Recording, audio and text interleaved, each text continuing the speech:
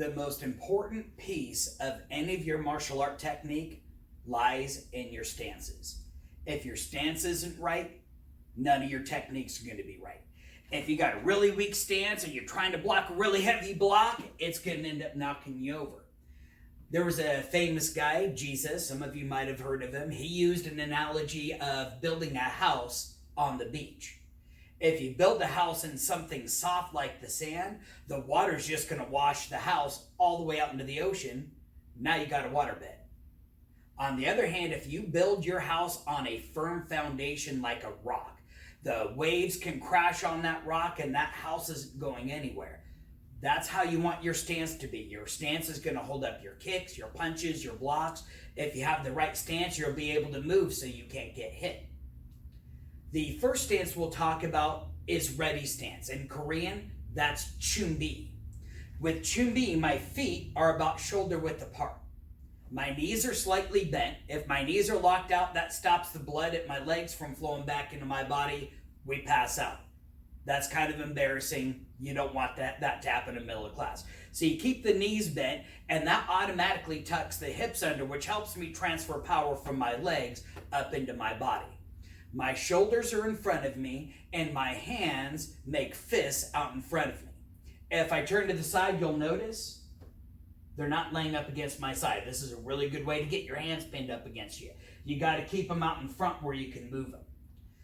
From there, my eyes go directly to the instructor that told me to go into chumbi, and my mouth makes a sh sound that I time with a movement sh of my hands. So if the instructor tells me chumbi, I could be walking around doing whatever.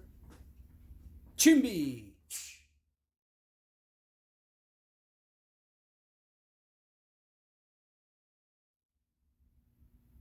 The next most common stance that you're going to run into in class all the time is attention stance. In Korean, that's chariot. The instructor's going to yell this out anytime he wants to get your attention. So starting at the feet, I want to make sure that my feet come all the way together and that my knees are all the way straight. This is going to make me as tall as I can possibly be. Same time that my feet come together, I'm going to bring my hands at the side, and they'll actually make a clapping sound. That is an audio cue to my instructor that I heard his command to come to attention. I'm also going to respond verbally with a yes, sir, and I'm going to make it really loud so he knows, hey, this guy got the command to come to attention. So we might be in the middle of class doing something. I might be going through my forms. Chariot. Yes, sir.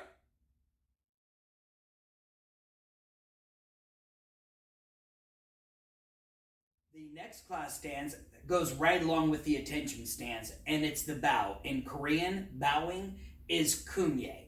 So coming from our attention, when the instructor tells me to bow, I bend at the waist. I want to keep my back straight. I bend at the waist and I look down at my toes. Looking at my toes is a sign of trust, that I know my partner is not going to randomly kick me in the face. At a tournament, I might look forward at my opponent because I don't know them. I don't know who they were trained by. They might hit me, and if you're unsure about it, you want to make sure you look at them. But in class, we're brothers and sisters. We know we're not trying to hurt each other. We're trying to build each other up. So I can very safely look down at my toes.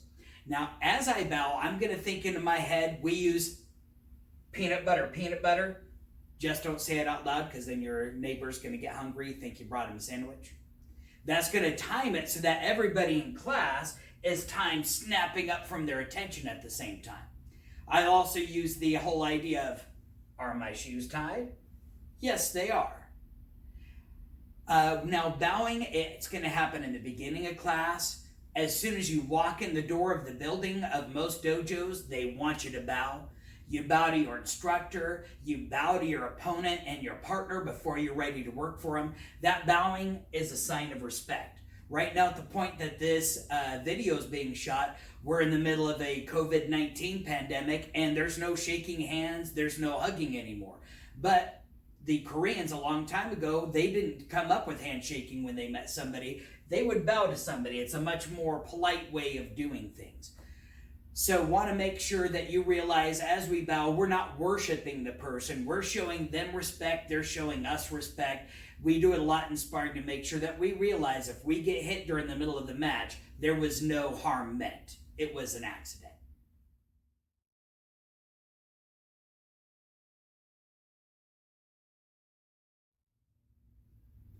The first fighting stance I'm going to cover is called the horse stance. It's called the horse stance because it looks like you're sitting in the saddle of a horse and you're riding it. So for this one, we want our feet a little bit further than shoulder width apart. I'm going to show you a trick on how you can find the exact dimensions for your horse stance. Everybody's different. Some people's legs are longer, some people's legs are shorter. But if you start off at a tension stance and you start by moving the toes first, see how I made a V with my feet? Then I pin the toes down and I move the heels. Now my V is going back the other direction. I turn my toes one more time to that outward V, and that just put my feet in the perfect position for the horse stance. All I need to do is turn them straight and then bend my knees. Again, as I bend my knees, I want to make sure my hips tuck under. If I turn from the side, if my hips don't tuck under, my butt sticks out. And as was mentioned in the warm-up, our mom told us if a butt sticks out, it's worth spanking. So you want to make sure that butt's underneath you. That's going to engage your lower back muscles, and that's going to transfer power from your legs up to your arms where you want them. Speaking of the arms, the hands are then kind of come to this position underneath my shoulders. I don't want my shoulders to come back. I still want my shoulders pressed forward in front of me. You'll feel these muscles right in front of this chest engaged, and it feels like two rubber bands being stretched back. As soon as I let that rubber band go, it's going to fire off into either a punch or I can do my blocks. From training, we do our horse stance this way so that I can get access to both of my hands equally, which helps me with training. In a fight, this is no good. Somebody's going to see me stand this way in a fight, they're going to kick me right in the twig and berries, or in the stomach, or square in the face, all kinds of targets on my center line that are opened up. So fighting in a horse stance is actually done from a sideways position. You notice that makes my profile a little bit smaller. I now have one hand in front of me that I can use for blocking, and this is really good for kicking. Bruce Lee liked to do his kicks like that. So now I'm going to show you how we're going to move in horse stance. There's two ways that we can move in our stance. There's a slide and there's a step. Sliding keeps me low profile. So that's the one we're going to start with first. It's the easiest one. From my horse stance, the big thing I want to make sure is that I'm not rising and falling. Imagine you're in a cave and you got all these stalactites sticking down, and if you stand up, one's going to poke you in the head. So you want to keep that head down low. As I slide, I'm going to keep my chin looking over the shoulder of the direction I'm moving in. I'm going to bring the feet together. Notice how my knees stay bent. That's how I'm going to keep my head at the same level. And then my feet move back apart. Feet together, knees bent, feet back apart. Feet together, feet apart.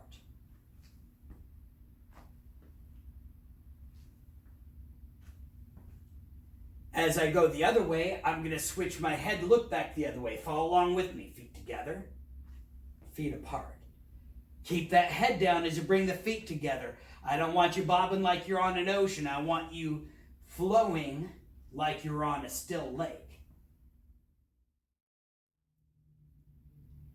I'm going to do this coming at you so that you can see the advantage of doing the slide step when you're moving.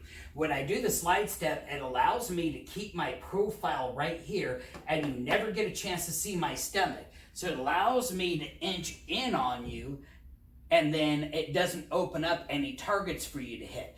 I'm still here. I can throw my punch. I can throw my kick. I can move away if I need to, and I'm very springy in this stance. Taking a full step from one stance to another allows you to cover more distance, but then you also open up additional targets that you probably don't want your opponent to see. So be aware of that. We'll talk about those as our training goes on. So to do our step, I'm going to start from a nice even horse stance. I'm going to keep my hands in this chambered position. I'm going to keep my head looking in the direction I'm going. First step is going to be very similar to the previous one we did, where I bring the feet together. I'm going to end up turning 180 degrees, and then I'm going to move my feet back out to a horse stance. The best way to do it is to pivot on the ball of the toe and make it a really smooth motion. Notice how my head keeps facing the same way.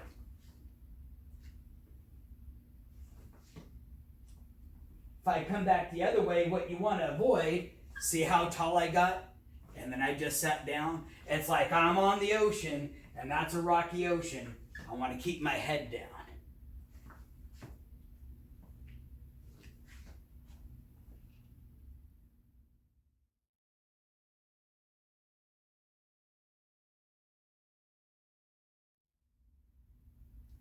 The next fighting stance I'm going to show you is the walking stance. The horse stance is really good for kicking, while as the walking stance is going to be really good for punching and blocking. So with the walking stance, I'm going to start with my feet about shoulder width apart. My one foot that's going to be in front, in this case it's my left foot, this would be my left walking stance. You'll notice when it comes out, the toe still points forward. I don't want any of my toes pointing in one direction. I want all 10 of my toes pointing at my opponent. If I turn to the side, you'll notice my front knee's bent. If it's straight, I'm going to get kicked in the knee, and you're going to see a black belt cry like a baby. You don't want that to happen. It's ugly. Keep that knee bent. That's the strongest position for that knee. Somebody could stand on that, and it's not going to break. From there, you'll notice my hips aren't sticking out. As soon as I did that, look what happened to my knee. It straightened it out. If I tuck my hips under, it's going to force my knee into that bent position. My back leg is straight. This is going to provide me a lot of strength forward to either drive power to a punch or stop an opponent if he's trying to come in and tackle me. My shoulders are forward and my elbows are forward, pushing my hands up in front of my face. You don't want them too low. You don't want the hands up too high to where all of a sudden now your hands are going to be blocking out what you see from your opponent. This is a really good stance if I'm facing you to be able to get a lot of power off of this back punch. And it keeps one hand a little bit closer to my opponent so I can use it to keep them away. Let's take a look at moving in the walking stance. So I'm going to face this way. You guys can follow along with me. My walking stance, remember my front knee is going to be bent. My back leg is mostly straight and all 10 of my toes face the same direction.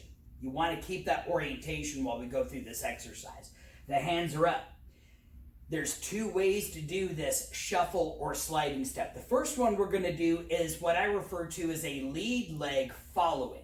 In this case, what's going to happen is the back foot's going to step in almost to a chumbi stance, and then the front foot's going to step back out to the walking stance. Back foot moves and the front foot moves. If you do that quick, it allows you to cover more distance without exposing sensitive parts. If I go to turn around, I'll come back to a chumbi. Then I'm going to swing my other leg over into my walking stance. Again, notice the back leg's straight and the front leg's bent.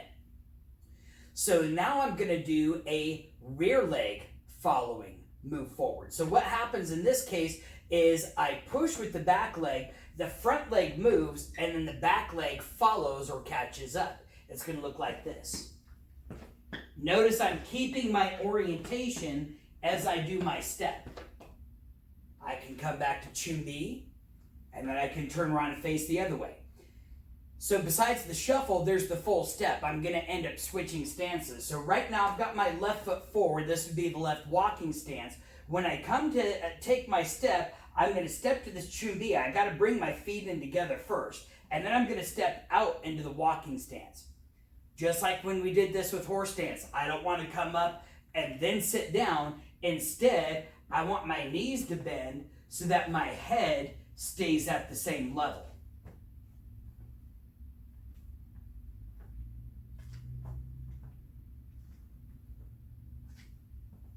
I can turn around, I'll come to chumbi, and then I can face the opposite way. Now I'm going to go a little faster.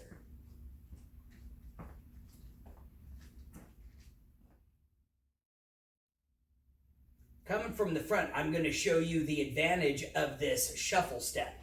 The shuffle step allows me to keep one shoulder constantly forward. I'm not switching my feet, so I'm exposing my center line.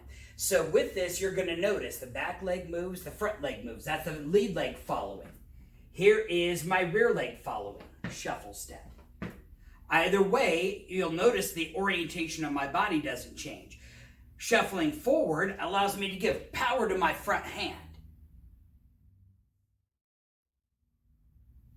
I'm going to do the full step coming towards you so you can see the disadvantage. Of course, I'm always talking about this center line, but especially this spot right here below my chest, the solar plexus. If you get hit there, you get the wind knocked out, that's the end of the fight. So you want to notice that as I am stepping forward, I'm constantly keeping my elbows in front of me and my hands up. That's going to prevent me from eating a punch. My feet come together and I step forward. You'll notice I'm at a slight angle in my body, but as I take this step, I square up to the camera. The advantage is I can give power to my rear hand with a full step forward. So the last part of the walking stance I want to talk about is a switch. There's going to be times where you're out there fighting, you're mixing it up, doing your punches, and all of a sudden you need to be able to switch your stance. Now, as I do that, both feet move at the same time. You're going to notice that for a brief second, I'm actually in my attention stance. And then all of a sudden I switch to go the other way. What you don't want is a big hop.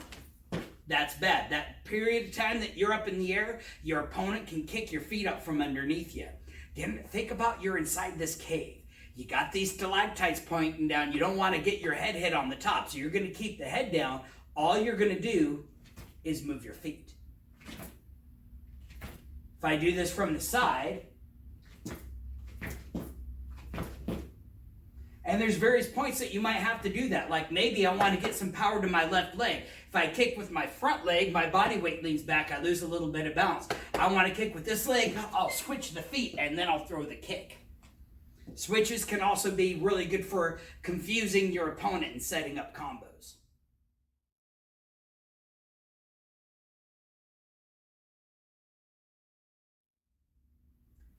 Tai Kwon Do. Tai foot, Kwon fist, Do art. We talked about that in the introduction. The art of the hand and the foot. Not just the art of the foot, not just the art of the hand, but working them both together. Check out the stances again real quick. Chumbi. Where did your hands and feet go? Chariot. Where did your hands and feet go? Show me your horse stance. Did your hands and feet find different places? How about your walking stance? Did they each again find a different space? Those are your main stances. If you can move between those stances really quick, it's better than being stuck in one spot with your feet glued down to the ground. If you can move, you can make them miss. If you can make them miss, you can make them pay. So let's go through these stances. Let's see how good you are with them. Try to keep up. Chumbi. Chariot. Horse stance. Walking stance. Switch. Switch. Chariot. Horse stance. Chumbi. Chariot. Walking stance. Switch. Horse stance. Walking stance. Switch. Chariot. Kunye.